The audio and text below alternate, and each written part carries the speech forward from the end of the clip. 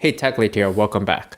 Now, I have been coding for well over 10 years and I've worked as an ex-Google, ex-Facebook tech lead. In this episode, I wanted to teach you some of the most valuable insights and tips I've learned as a software engineer during my time. And a lot of these lessons I've learned over hard struggles, long hours debugging trash code and technical debt, or simply dealing with uncooperative and arrogant teammates. So I wanted to give you some of the top lessons that I've learned such that you can avoid some of the same mistakes that I may have made in the past, and this is going to save you a bunch of time. So without further ado, let's get into it, the top lessons that I've learned in over 10 years of software engineering. Quick pause, this video is sponsored by squarespace.com/techlead. From websites and online stores to marketing tools and analytics, Squarespace is the all-in-one platform to build a beautiful online presence and run your business. Get 10% off your next order at squarespace.com/techlead. My first lesson is that nobody knows how to code.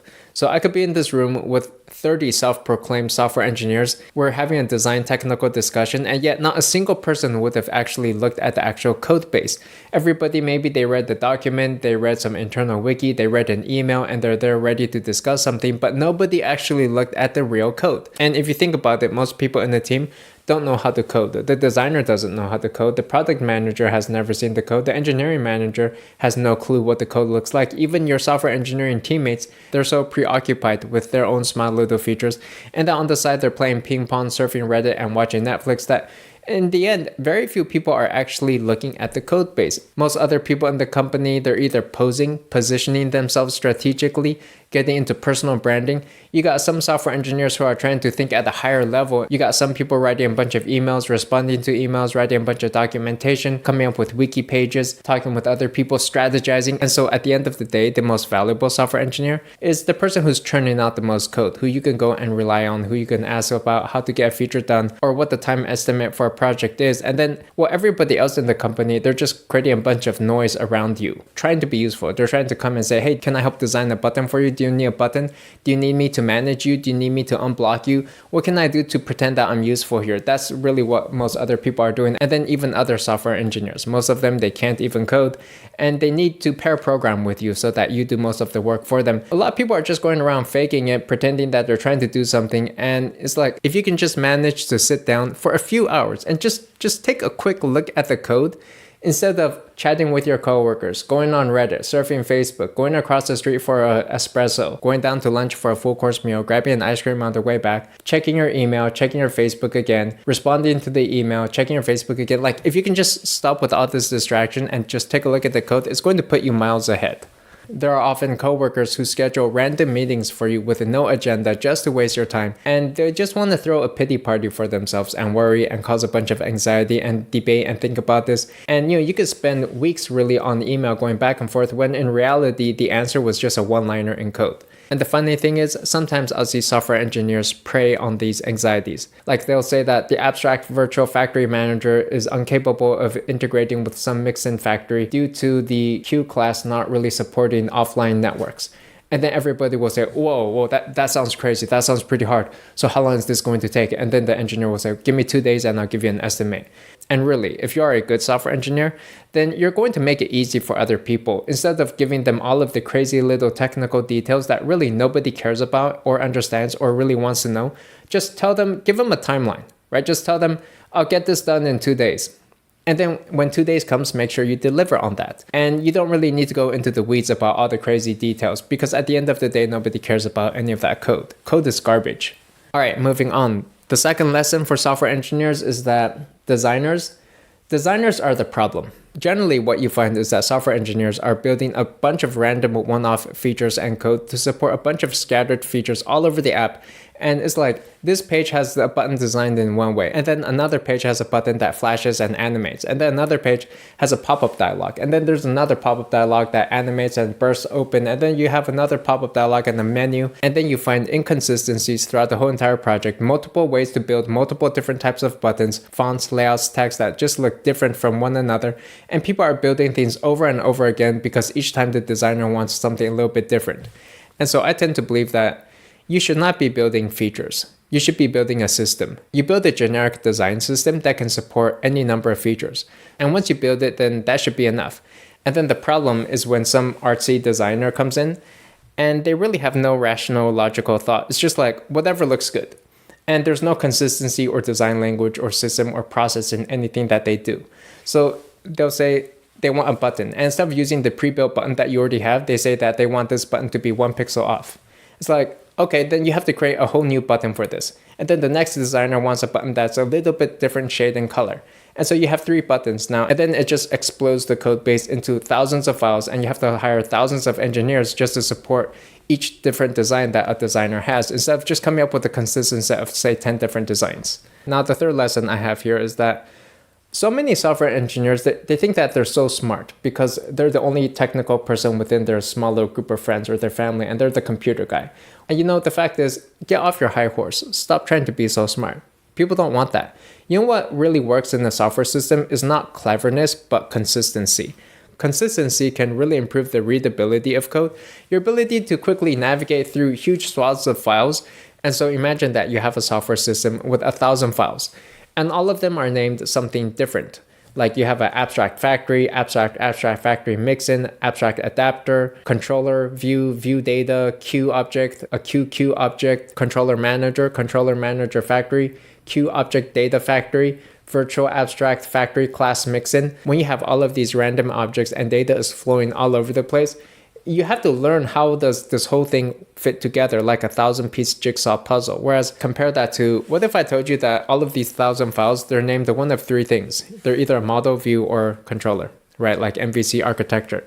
Then maybe that's not going to be the most optimal way or cleverest way to write it, but it makes it extremely simple to quickly parse the files and figure out what's going on, right? You take a look at a file, oh, that's a model object. That's just going to be data. You got a view object, and that's only for display, or you have controller, and that's just for business logic. And then next time you see a bug in, say, layout, you know exactly where that's going to be. That's going to be in one of the view files. If there's an issue with business logic, that's going to be in the controller. And then next time it comes time to refactor everything, like let's say you want to add dark mode support, for instance, then you just need to touch the view objects. If you want to add offline support, maybe you just touch the model object, for instance, that's the data. And so I would say that consistency is one of the most important things in software engineering, maybe more important than even simplicity. So if I'm expecting code to be somewhere, but it's not there, then that's going to throw me off, and it's going to take me time to get my bearings straight. And so consistency helps with readability for not just yourself, but for the entire team, such that anybody can quickly grasp what's going on without necessarily even reading the code very deeply.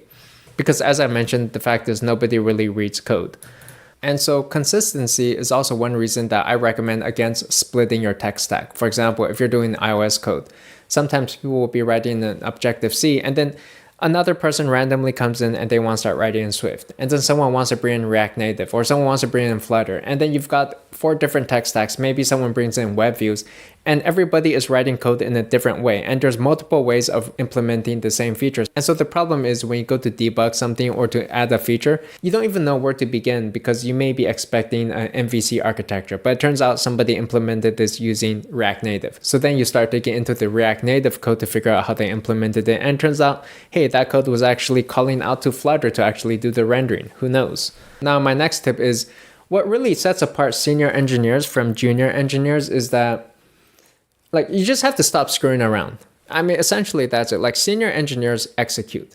And with junior engineers, they're just so unreliable. You pass them a project, you expect them to get it done. 2 weeks later, they haven't done anything with it. And they've just been reading documentation and surfing Reddit all day long, it turns out. So one thing about senior engineers is that they don't get themselves blocked. You give a project to a junior engineer, they're so prideful, and they don't want to ask for help. And then maybe 2 or 3 weeks later, they're still digging around the code by themselves, and they haven't told anybody anything about what they're doing. Whereas senior engineers, they'll at least know, okay, they don't want to spend more than a day or 2 on something. They have high communication, and they'll go talk to the people that they need to in order to unblock a project and ensure its success. Moving on, my next lesson is that for software engineers working in teams, the silent treatment in which you just ignore other people and you don't tell them what's going on, it doesn't really work. It may work in relationships. You can try it and let me know. But in general, over-communicating is necessary for high-performing software engineers. One thing is that, as I mentioned, since nobody has a clue about what you're doing, If you give a time estimate, then you need to hold yourself accountable to that. Otherwise, if you know you're going to slip, then give people proper forewarning about that. Similarly, if other people say things that they're going to do at the end of the meeting, send out some brief meeting notes so that you hold other people accountable in order to ensure your own project success as well. Otherwise, people are lazy. They're not going to do what they say they're going to do. And then you're going to be on the hook for that when your project starts to slip. And similarly, if you're submitting code for review, then instead of just giving this huge swath of code, which nobody has any idea what's going on and it takes people by surprise, and then people start delaying your code because they are checking it and they don't know what you're up to. If you communicate with people and let them know, like, this is the feature you're working on, this is how you're going to do it, you agree with them on the design, and then if you can break down the commits into smaller chunks that are easy for people to read, because nobody really wants to read, right? So you break it down such that it's really easy for people to approve that can help speed up your work. And so programming is kind of like a team sport where everybody's lazy, nobody wants to read code, half the people don't even know how to read your code, people don't want to be held accountable. You use communication and explicit emails in order to hold people accountable and make sure that the code that you submit is as easily comprehensible to other people as possible. My next tip is that for software engineers, time management, it's actually a huge deal because if you think about it, anybody can code given enough time. So what really sets apart good programmers is their ability to manage time. Some people will pre-optimize code needlessly, making sure it runs super fast. It can scale up to 100 million users.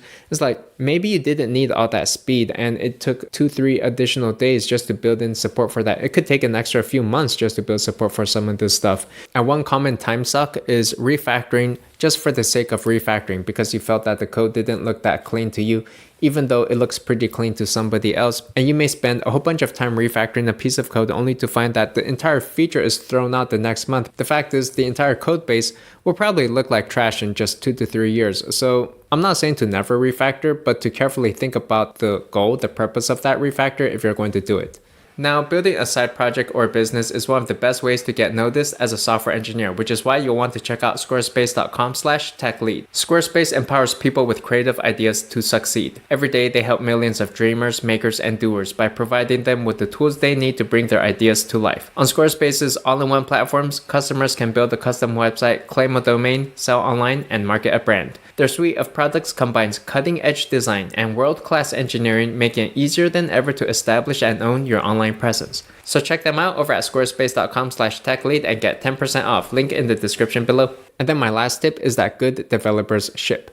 There's this toxic culture around software engineers where they just love to start brand new projects. They play around with some framework, they make some tutorial or demo, and they start tinkering with something, but they never ship the project. Often engineers get caught up in shiny object syndrome, where you just get distracted by the latest, coolest frameworks, and you don't really go through the grunt work in finishing up a project. So what helps for me is to be detail oriented and to make sure that I wrap up all of the loose ends for a project. So I'll always keep like a notepad in which I just list all of the undone features and cases that I need to catch, any loose ends or work that still needs to be done in order to really ship and finish a project, and taking pride in guiding a feature from start through launch. So that's all the tips I have for you. I hope you enjoyed it. Let me know though, what are your top tips as a software engineer? I'd love to hear those. If you liked the video, please give a like and subscribe. Hope you enjoyed that, and I'll see you in the next one.